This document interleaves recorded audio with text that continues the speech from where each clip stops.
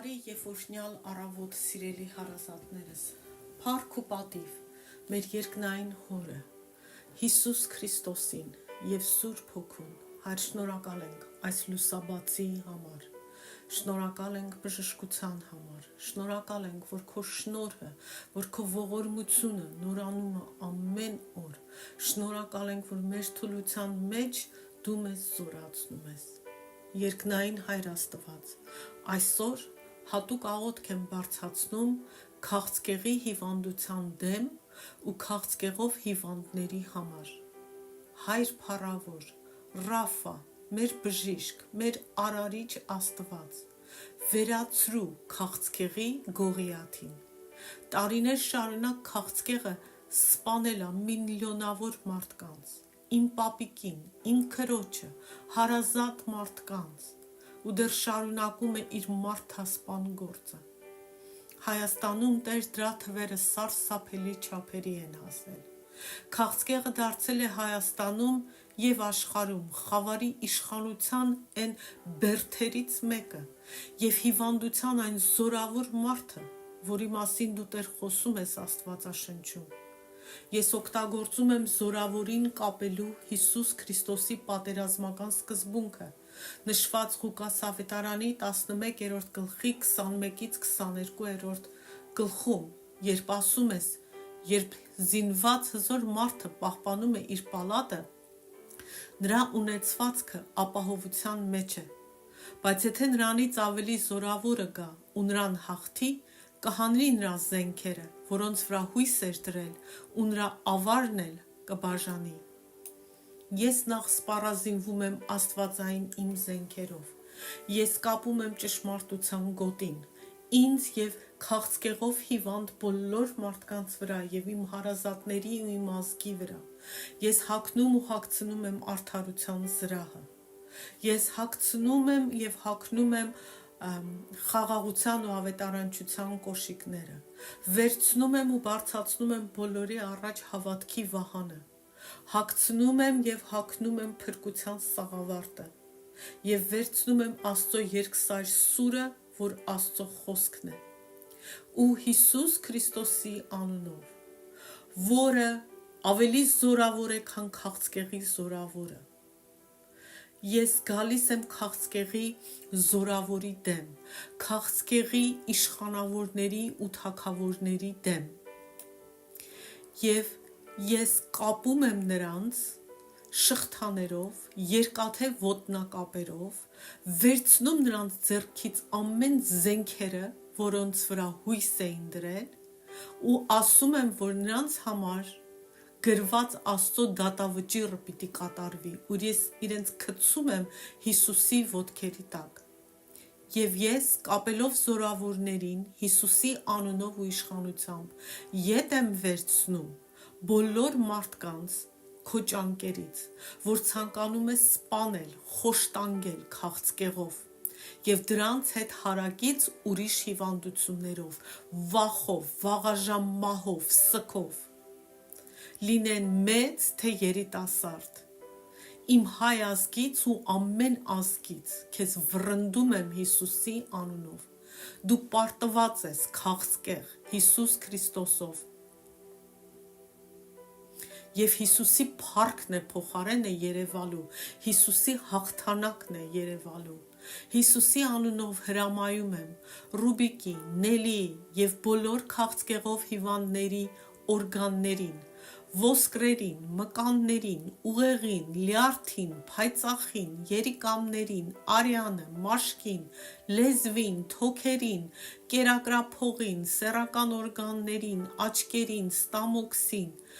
և բոլոր մնացած օրգաններին մերժել ու դուրս փխսել քաղցկեղը իրենցից։ Հիսուսի արյան պաշտպանությունն եմ հռչակում ամեն մեկի վրա, թող Տիրոջ երկնային կրակը թափվի ու վառի քաղցկեղի ամեն բջիջը, ամեն մետաստազը, ամեն տեսակը, հայտնի ու անհայտ։ Հրամայում եմ, որ քաղցկեղի բջիջները մեռնեն այս բոլոր մարդկանց մեջ ու նոր Հիսուս Քրիստոսով, կյանքով բժշկված բջիջներ ստեղծվեն և փոխարինեն։ Հայր երկնային, Մենք շնորհակալ ենք այն բժշկության, այն ճեղքման համար, որ արդեն արձակել ես։ Քաղցկեղի անունը թող ջնջվի ու անհետ գնա, իսկ քո անունը փառավորվի ու ամեն բժշկվող իմանա, որ դու ես բժշկողը, դու ես գիտությունը ու սիրի քեզ, ընդունի քեզ, փառավորի քեզ, կյանքը նվիրի քեզ, դարձի գա ու ապրի քո խոսքի։ Թող քաղցկեղի պարտությունը քո հաղթությունը դառնա։ Տեր, պարուրիր յուրաքանչյուր մարդուն, Ռուբիկին, Նելին եւ բոլոր նրանց, ովքեր այսօր տառապում են քաղցկեղով։ Պարուրիր նրանց քեզանով, քո սիրով, քո ողորմությամբ, քո մխիթարությամբ, քո հրեշտակների բանակին ուղարկիր նրանց պաշտպանելու ամեն տեսանելի ու անտեսանելի թշնամիներից, թող ցիրուցան անեն թշնամիներին, լցրու նրանց ու նրանց ընտանիքի անդամներին, ընկերներին, քո խաղաղությամբ, օրհնյալ լինես Սուրբ Երրորդություն, Հայր, Որդի եւ Սուրբ Հոգի, հավիտյանս հավիտենից։ Հիսուսի անունով աղոթեցի եւ իմ հավատքով ես վերցնում եմ այս բժշկությունը եւ ակտիվացնում եւ արձակում եմ Ռուբիկի, Նելիի եւ բոլոր հիվանդների վրա։ Հիսուսի անունով, ամեն։ Իսկ հիմա եկեք անդրադառնանք Դերեկ Պրինցի «Արդյոք քո բերանը բժշկության կարիք ունի» գրքի շարունակությանը։ 6-րդ գլուխ։ Խնդրի պրոբլեմների արմատը։ Խնդրում եմ հարազատներս, որպեսզի բոլոր դասերը լսեք, թե չէ կապակցված չի լինի, չի օգնի, այս ամբողջի նպատակը նա է, որ մենք ազատագրվենք չարիքից։ Ովքեր YouTube-ում են լսում, խնդրում եմ լայքեք, տարածեք, ովքեր մեսենջերով են լսում, խնդրում եմ տարածեք, Աստծո գործին մասնակից եղեք, որ մարդիկ բժշկվեն, որտեղ այս բոլոր չարիքները, այս բոլոր հիվանդությունները հաճախ գալիս են մեր գիտության պակասից, մեր ասած խոսքերից, մեր հիվանդ սրտերից։ Մատթեոս ավետարանի 12-րդ գլխի 33-ից 35-ում Հիսուսն ասում է. Եթե ծառը լավը համարեք, նրա պտուղը ևս լավը կլինի, իսկ եթե ծառը վատը համարեք, նրա պտուղը ևս վատը կլինի, որովհետև ծառն իր պտղից է ճանաչվում։ Իժերի ծնունդներ, դուք ինչպես կարող եք բարի խոսել, երբ չար եք, որովհետև բերանը սրտի լիությունից է խոսում։ Բարի մարդն իր սրտի բարի գանձից է բարիքներ հանում, իսկ չար մարդը չար գանձից է չարիք հանում։ Սիրտը ծառն է, իսկ խոսքերը այդ ծառի պտուղները։ Բերանից դուրս եկած բառերը ցույց է տալիս սրտի վիճակը։ Եթե սիրտը լավն է, խոսքերը լավը կլինեն։ Եթե սիրտը չար է, բառերը չար ու վատ կլինեն։ Մեր սրտերը ամբողջությամբ կամ բարի են, կամ չար, կիսատ պռատ չկա։ Այն ինչ դուրս է գալիս, բխում է մեր բերանից, ցույց է տալիս մեր սրտի պարունակությունը։ Եթե դույլից պատահաբար ջուր թափենք խոհանոցի հատակին եւ տեսնենք, որ թափած ջուրը կեղտոտ է, ապա կարիք չունենք նայել դույլի մեջ վստահանալու, որ այնտեղ մնացած ջուրն էլ կեղտոտ է։ Մենք գիտենք, որ դույլի մեջի մնացած ջուրն էլ հաստատ կեղտոտ է, այդ դույլից հատակին թափած ջրի կեղտոտության պատճառով։ Նույնը վերաբերում է մեր սրտերին։ Եթե մեր բերանից չար, անմաքուր, անհավատ, ապականված, պղծված խոսքեր են դուրս գալիս, ապա դա ցույց է տալիս նույն վիճակը տիրում է մեր սրտերում։ Եկեք համեմատենք Մատթեոս ավետարանի 12-րդ գլխի 33-ից 35-ի տեքստը, որը մենք հենց նոր կարդացինք, Հակոբոս 3-ի 9-ից 12-ի հետ, որտեղ Հակոբոսը խոսում է կրոնական մարդկանց մեջ գոյություն ունեցող հակադրությունների,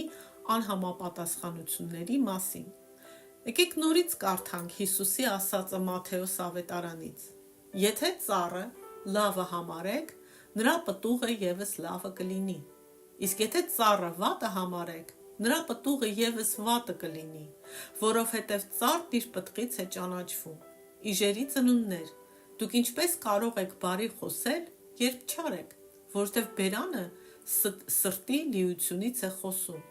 Բարի մարդն իր սրտի բարի գանձից է բարիքներ հանում, իսկ չար մարդը չար գանձից է չարիք հանում։ Հիմա կարդանք Հակոբոս 3:9-12 խոսքերը։ Նրանով, այսինքն լեզվով, բերանով, օրհնում ենք Տիրոջը և Հորը, և նույն բերանով ու լեզվով նաև անիծում ենք մարդկանց, որ Աստծո նմանությամբ են ստեղծված։ Միևնույն բերանից դուրս են գալիս օրհնություն և անեծք։ Պետք չէ եղբայրներ, որ դա այդպես լինի։ Միթե մի աղբյուր նույն ակունքից քաղցր ու դառը ջուր կբխեցնի։ Միթե հնարավոր է եղբայրներին, որ թզենին ձիթապտուղ տա կամ որդատունկը թուզ, ոչ էլ աղի աղբյուրը քաղցր ջուր կտա։ Հակոբոս առաքյալը այստեղ երկու պատկերներ է իրար հետ միացնում մեզ իմաստը խորությամբ փոխանցելու համար։ Առաջին պատկերը ջրի աղբյուրից դուրս եկող ջրի պատկերն է, իսկ մյուս պատկերը ծառի և նրա տված պտղի տեսակի պատկերն է։ Հակոբոս առաքյալն ասում է, որ ձիթեն ու ծառը երբեք ուրիշ տեսակի պտուղ չի տա, ոչ էլ թզենին ուրիշ տեսակի պտուղ կտա։ Օրինակ, ձիթեն ու ծառը ձիթենի կտա, ոչ թե թուզ, թզենին էլ թուզ կտա, ոչ թե հայրդ բառը ձիթենի կտա։ Ծառի տեսակը ցույց է տալիս, թե ինչ պտուղ է այդ ծառը տալու։ Հակոբոս առաքյալը օգտագործում է նույն պատկերը, ինչ Հիսուսը, օգնելով մեզ ավելի խորությամբ հասկանալ։ Ծառը մարդու սիրտն է, իսկ պտուղը այն խոսքերը, որոնք դուրս են գալիս այդ մարդու բերանից։ Հակոբոս առաքյալը օգտագործելով ջրի աղբյուրի պատկերը ասում է. եթե աղբյուրից դառը ջուր է դուրս գալիս, ուրեմն վստահաբար գիտենք, որ այդ աղբյուրի ջուրը դառն է ամբողջությամբ։ Եթե ջրի աղբյուրից աղի ջուր է դուրս գալիս, ուրեմն գիտենք, որ այդ աղբյուրի ջուրը ամբողջությամբ աղի է։ Այս երկու պատկերները զուգահեռներ են ծառի և ջրի պատկերները, բայց նույնը չեն։ Երկու ծառերը, լավ ծառը ու վատ ծառը, ներկայացնում են նույն մարդու երկու տարբեր բնույթները։ Ապականված, փչացած, նեխած, վատ ծառը ներկայացնում է մեր հին մարդուն, հին անձին, նրան, որն առանց Քրիստոսի է, որն Աստծուն չի ընդունել, դարձի չի եկել, չի ապաշխարել։ Իսկ բարի, լավ ծառը, բայց ասեմ, անգամ ապաշխարելուց և դարձի գալուց հետո այդ հին մարդը դեռ գոյություն ունի, մենք նրան պետք է ամեն օր խաչը բարձրացնենք։ Իսկ բարի լավ ծառը մեր նոր մարդն է, Հիսուս Քրիստոսում, նա ով ընդունել է Քրիստոսին, ապաշխարել, դարձի եկել, լվացվել ու շարունակում է լվացվել Հիսուսի արյունով, ամեն օր հին մարդուն իր հին բնույթով խաչն է բարձրացնում, ով հետևում է Հիսուսին ու հնազանդվում Հիսուսին։ Հին մարդը չի կարող լավ պտուղ տալ, նրա այդ հին մարդու արմատները, մեր հին մարդու արմատները, մեղքի, անհավատության, անաստվածության, պղծության, անհնազանդության, ապստամբության, կռապաշտության և այլն չար արմատներ են։ Հիսուսը դա շատ անգամ հստակ ասաց։ Այդ հին մարմնական բնույթից միշտ էլ այդ հին չար բնությանը համապատասխանող պտուղներ կգան։ Իսկ դառն ու քաղցրահամ, աղի ու քաղցրահամ աղբյուրները ներկայացնում են հոգևոր բաներ։ Եթե առաջինը մարմնավոր էր, սրանք հոգևոր են։ Մաքուր ու քաղցրահամ ջրի աղբյուրը Սուրբ Հոգին է, իսկ դառը կամ աղի ջրի աղբյուրը ներկայացնում է միայն ոգի։ Իսկ մենք գիտենք, որ կա միայն Սուրբ Հոգին, որ Աստծո Հոգին է, և չար ոգիները, որոնք սատանայից են։ Հետևաբար մենք ունենք բերանի հետ կապված երկու պոտենցիալ խնդիր։ Նախ մարդու հին, շնչավոր, ապականված, մեղավոր, փչացած չար բնույթը, որը չի փոխվել, շարունակում է ապականված, չար, վատ ու փչացած պտուղներ տալ։ Երկրորդ, ինչ որ չար հոգի, որը Սուրբ Հոգին չէ, առաջ է բերում մեր կյանք անմաքուր, աղի, դառը ջուր։ Այս դասի իմաստն ու էությունը երկուսում էլ նույնն է, այնինչ մեր ներսում է, դա մեր սրտի վիճակն է, և մեր սրտի վիճակն էլ որոշում է, թե ինչ է դուրս գալիս մեր բերանից, ինչ պտուղ ենք մենք տալիս հենց մեր կյանքի մեջ, և դրանով արդյոք մենք ապականում ու կործանում ենք մեր կյանքը, թե կյանքի ջրերով ջրում ենք մեր կյանքը։ Այսպիսով, լեզվի խնդիրը մեզ անխուսափելիորեն հետ է տանում դեպի սրտի խնդիրը։ Լեզվի խնդիրը չի կարող լուծվել, մինչև սրտի խնդիրը չլուծվի, բայց դրա մասին մյուս դասին։ Չորրորդ Առակներ 4:23-ն ասում է. ամենից ավելի քո սիրտը պահիր զգուշությամբ, որովհետև նրանից է կյանքի աղբյուրը։ Այն, ինչ հոսում է մեր կյանքում, այն, ինչ բխում է մեր բերանից, սկիզբ է առնում մեր սրտում։ Եթե աղբյուրը մաքուր է, անարատ է այն, ինչ դուրս է գալիս մաքուր ու անարատ կլինի։ Եթե աղբյուրը ապականված է, վատն է, փչացած է, չարն է, ուրեմն այն, ինչ դուրս է գալիս այդ աղբյուրից, ապականված, չար ու վատը կլինի։ Սրա հետ մենք կարող ենք համեմատել Եբրայեցիների նամակի 12-րդ գլխի 15-16 խոսքերը։ Զգույշ եղեք, որևէ մեկը Աստծո շնորհից չզրկվի։ Դառնության արմատ թող չաճի, ու ոչ ոքի թող նեղություն չտա, և դրանով շատերը չպղծվեն, որպեսզի ոչ մեկը պոռնիկ ու պիղծ չլինի, ինչպես Եսավը, որ մի աման կերակուրի դիմաց իր անդրանիկությունը վաճառեց։ Եսավն ուներ անդրանիկության իրավունքը։ Այս մասին մենք խոսել ենք Ծննդոց գրքի մեկնաբանության մեջ։ Դուք կարող եք գնալ և լսել։ Բայց նա վաճառեց իր անդրանիկության իրավունքը մի աման հացի համար և կորցրեց այն։ Մենք կարող ենք Աստծո կողմից անդրանիկության իրավունք ունենալ, հայերս հատկապես անդրանիկության իրավունք ունենք, որովհետև հրեաները լինելով Աստծո ընտրյալ ժողովուրդը, հայերն էլ առաջին անգամ օրենքով Քրիստոսի անունը վերցրեցին իրենց վրա, դառնալով անդրանիկ քրիստոնյաները։ Մենք Աստծո զավակ կոչվելու իրավունք ունենք, կամ աստվածային այլ խոստումներ ունենք, բայց եթե մենք ճիշտ չվարվենք, մենք կկորցնենք մեր անդրանիկության իրավունքը, Աստծո զավակ կոչվելու իրավունքը և Աստծո բոլոր այլ խոստումները և մեր աստվածային ժառանգությունը, ճիշտ այնպես, ինչպես 10 հետախույզները, ովքեր եկան Ավետյաց երկրից ու սկսեցին բացասական խոսել ու բացասական զեկույց տվեցին։ Նախկին դասերը լսեք, ավելի պարզ կլինի ինչի մասին եմ խոսում։ Եսավի նման կերպ վարվելու պատճառն այն էր, որ դառնության սերմ էր ընկել նրա մեջ ու դառնության արմատ կար նրա սրտում։ Նա դառնացած էր իր եղբոր Հակոբի դեմ։ Նրա սրտում առկա դառնության այս արմատը դառը պտուղներ բերեց նրա կյանքում, որոնք ապականեցին և փչացրին նրա կյանքը և ստիպեցին նրան կորցնել իր առաջնեկության իրավունքը։ Ինքներդ կարդացեք Ծննդոց գրքի 25-րդ գլխի 19-34 հատվածը։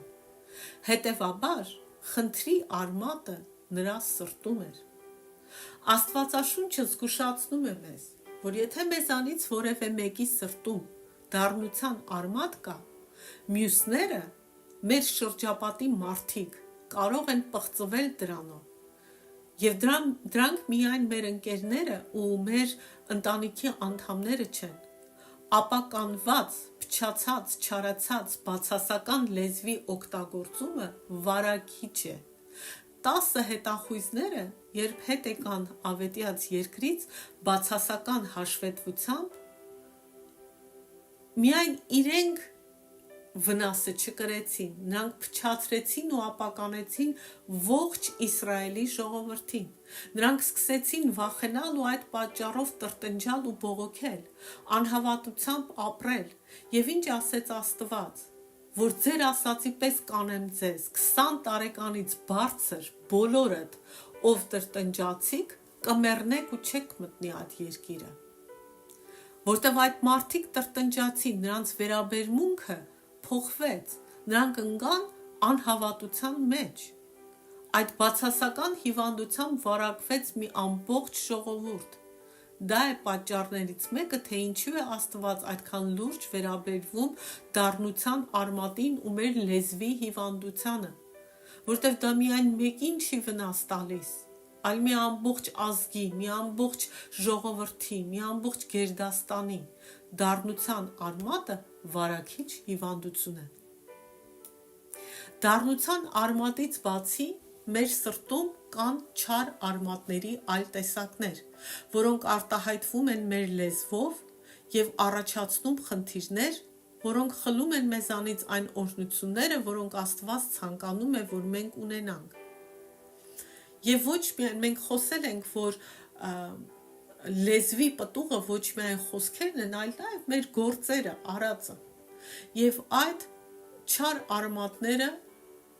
մեկը քո հանդեպ անարդարացի վերաբերմունքի պատճառով դառը վրդովմունքի արմատը, անհավատության արմատը, պղծության արմատը, դա կարա նաև լինի սեռական պղծության, եւ հպարտության արմատը։ Ինչպիսին էլ լինի արմատի բնույթը մեր սրտերում,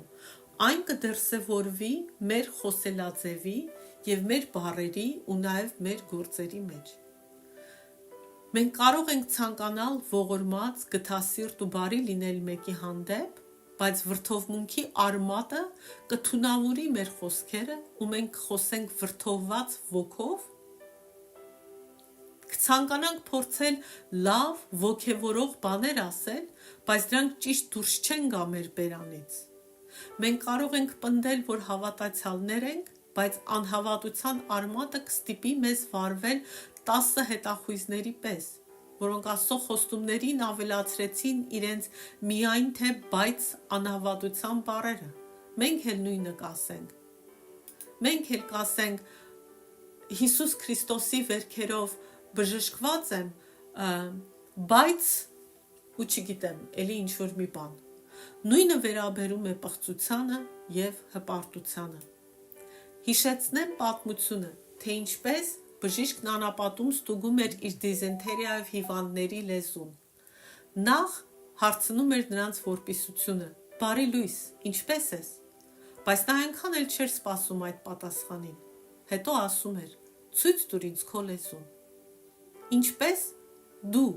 կարձագանքեիր, եթե Աստված այսօր քեզ ասեր. «Ցույց տուր ինձ քո լեզուն»։ Այսքանը այսօր։ Հիսուս Քրիստոսի արյան պաշտպանությունը թող լինի ամենքիս վրա։ Թող Աստծո փառքը երևա, թող Աստծո խոսքը կրակի պես տարածվի, արմատ գցի մեր սրտերում, բերի հող լինենք Աստծո խոսքի համար եւ քարքարոտ թունավոր հող լինենք սատանայի խոսքերի, մտքերի, սերմերի համար։ Հիսուսի անունով։ Ամեն։